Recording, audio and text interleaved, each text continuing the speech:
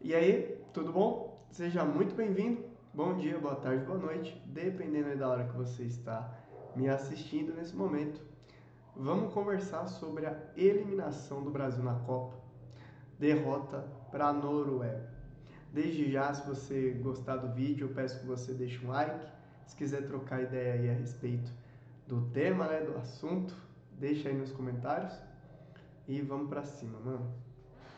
Cara, é o seguinte, eu já não vinha muito esperançoso com o Brasil, né? Meus colegas, pessoas que estão junto aí no dia a dia, sabia disso. E era curioso que sempre quando a gente ia conversar sobre Brasil na Copa, a maioria dos meus colegas, dos companheiros de trabalho, etc., todo mundo apontava pro Hexa. E eu também queria e quero que o Brasil consiga essa conquista.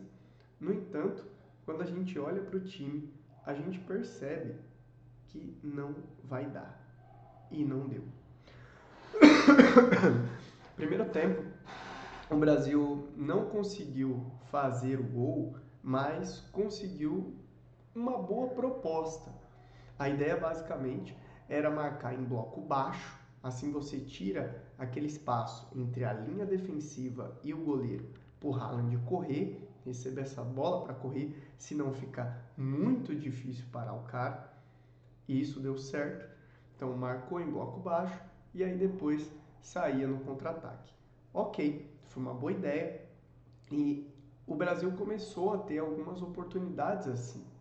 Inclusive, o início do jogo, tanto a Noruega quanto o Brasil, foi tendo um pouco mais de perigo, né? Quando propunha sair em velocidade ali na transição, era quando o outro time ficava numa situação meio complicada. Não necessariamente de muito risco, mas eram as melhores oportunidades de criação de jogada, né? E nem sempre essas jogadas foram de fato criadas, mas serviam como escape para as duas equipes. Aí, meus amigos, nós chegamos em pontos delicados ainda no primeiro tempo, como por exemplo o pênalti. Olha, eu vou falar para vocês a minha opinião, tá? Eu estava assistindo e eu vi que o Vinícius Júnior ele chegou perto ali, né, da bola para bater o pênalti. Mas naquele momento eu pensei, cara, o Vini não.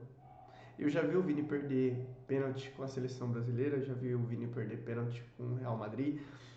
Pênaltis às vezes que eram muito importantes, tal. Eu não tenho confiança. Eu acredito que a maioria do povo brasileiro talvez gostaria que o Vini cobrasse aquele pênalti pelo momento que ele estava vivendo na Copa, né? O protagonismo estava em suas mãos. Porém, como um batedor de pênalti, eu teria um pouco de receio de colocar o Vinícius Júnior para bater. E o fato é que naquele time titular não tinha nenhum bom batedor de pênalti. Nenhum cara que você olha e fala, esse cara aqui pode resolver no pênalti. Esse cara era o Neymar, né? Não tinha outro cara. E assim, é muito válido falar sobre o Neymar na parte do pênalti, é óbvio, é lógico, né? Ele fez um gol de pênalti, mas assim, nitidamente é um cara que está sem intensidade física, não dá para jogar o tempo inteiro, mal dá para jogar um tempo inteiro, 45 minutos, mas por toda a experiência, por toda a trajetória que tem, um pênalti, o cara é de boa, o cara é muito bom em bater pênalti, tranquilo. Porém, né, não tem como você também fazer uma substituição no primeiro tempo só para o cara bater um pênalti. Então, enfim, perder aquele pênalti foi realmente lamentável. E eu não colocaria o Vinícius Júnior para bater e escolheria um outro jogador que tivesse ido bem nos treinos, mano. Eu acho que, para além de porcentagem, né? Porque o Ancelotti falou, bom, nós escolhemos o Bruno Guimarães para ser o batedor de pênalti pela porcentagem. Bruno Guimarães, que até então tinha batido apenas 3 pênaltis como profissional em sua carreira, tirando penalidades, tá? Então, durante o jogo aconteceu um pênalti e ele cobrou 3. Os 3, até então, ele tinha convertido. Foi o quarto pênalti em jogo corrido que o Bruno Guimarães foi cobrar em toda a sua carreira. Então, por mais que ele tinha convertido os 3 pênaltis que antes tinha aparecido para ele, são poucos pênaltis também, né? Para uma Copa do Mundo, para a responsabilidade que é, para a pressão que é. Enfim, cara, é claro que se ele tivesse feito gol, seria um ponto que jamais nenhum de nós iria discutir, mas não fez. E aí, infelizmente, aquela frase é muito real que quando dá certo, ok, perfeito, o pênalti bem batido é aquele que entra. Né? Eu acho que vale ressaltar que o goleiro da Noruega jogou muito bem. Muito bem. Aquele cara fez algumas defesas milagrosas, principalmente lá no segundo tempo, onde tem uma bola desviada pelo próprio zagueiro da Noruega. A bola vai encobrir ele. Ele consegue dar um pulo para trás e ainda tirar a bola. Então foi uma partidaça do goleiro. Palmas para Haaland, que precisa de pouco espaço, pouco tempo e pouquíssimos toques na bola. O Brasil, como eu tinha dito, começou com a proposta de marcar em bloco baixo para tirar o espaço ali do Haaland correr. Porém, Haaland e Sorloth é muito bom ali para conseguir ganhar fisicamente. Então, às vezes, a Noruega conseguia atrair um pouco o Brasil, né? Ia morder um pouco mais em cima o Brasil, e aí a Noruega mandava uma bola aérea e os caras se viravam lá para baixar essa bola e depois distribuir ali com o time chegando mais à frente. E assim, toda a estratégia olhando para o Brasil contra a Noruega no primeiro tempo, até que funcionou, beleza.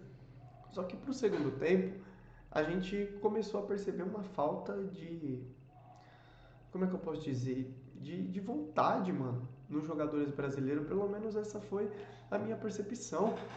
Porque chegou num momento onde você está perdendo de 1-0, o jogo está rolando, não é ida e volta, é um jogo só. E aí você deixar a Noruega continuar com a posse de bola, você não arriscar, você não sair do bloco baixo, deixar os caras tocando livremente, à vontade, para torcer, para pegar essa bola e fazer um contra-ataque. E outra, como você realmente faz um contra-ataque bom se você está esperando roubar essa bola praticamente dentro da sua área?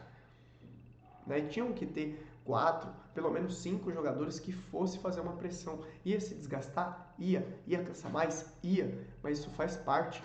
Olha o jogo logo em seguida de México e Inglaterra. Cara, que jogo bonito. Nem é o tema do vídeo aqui, mas os jogadores mexicanos dando a vida, irmão. Correndo muito.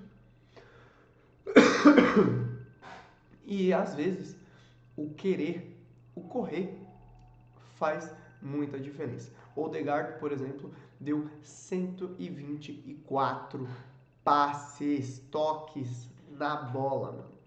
E na maioria deles, ele tinha muito espaço. Então, assim, no primeiro tempo, ok, entrou com uma proposta, essa proposta serviu, porém o gol não saiu. E não dava para ficar torcendo por cruzamento, só ficar mandando bola na área, porque os caras, né, a média de altura dos caras é 1,90, 1,95, não é como o Japão. Então, assim, estava muito difícil de se criar. Ryan conseguiu contribuir roubando algumas bolas, mas ofensivamente acho que faltou tentar arriscar mais. Né? O Neymar consegue, além do pênalti, um lance, uma bola ali daquilo que se era esperado, né? Entre essa sintonia de Neymar e Vinícius Júnior. Eu vi um pouco mais cedo vários jornalistas falando, pô, mano, você é o Neymar e você vai lá, faz o gol e você vai conversar, tal, fazer praticamente um talk trash com o goleiro, você tá perdendo tempo e tal. A princípio eu tava achando que os caras estavam pegando muito no pé dele, mas querendo ou não, acho que tá certo também. Afinal, o tempo ali já era muito escasso. Então a cota era fazer o gol, pegar a bola debaixo do braço, arrancar ela do goleiro, se o goleiro estivesse segurando demais, e Vamos pro meio do campo, mano. Porque o tempo tá passando. Acho que isso diz muito sobre o garoto com vontade de ser protagonista que o Neymar ainda é. E menos um líder de fato dentro de campo. Porque o líder dentro de campo não pode ser só o cara mais talentoso, o famoso líder técnico. Tem que ser também o cara que vai estar centrado no objetivo e conduzir o time ao objetivo e assim chegar à vitória. Por fim, já vi algumas pessoas reclamando do Ancelotti, falando que ele tem que sair e tal. Discordo disso completamente, tá? Ancelotti é um bom técnico, não tem que provar nada para ninguém, já ganhou demais muita coisa. E o cara precisa de mais tempo, obviamente, para estruturar o projeto, né? Buscar ali os melhores jogadores para a posição, fazer os caras acreditarem na ideia dele, amadurecer essa ideia e ir para cima.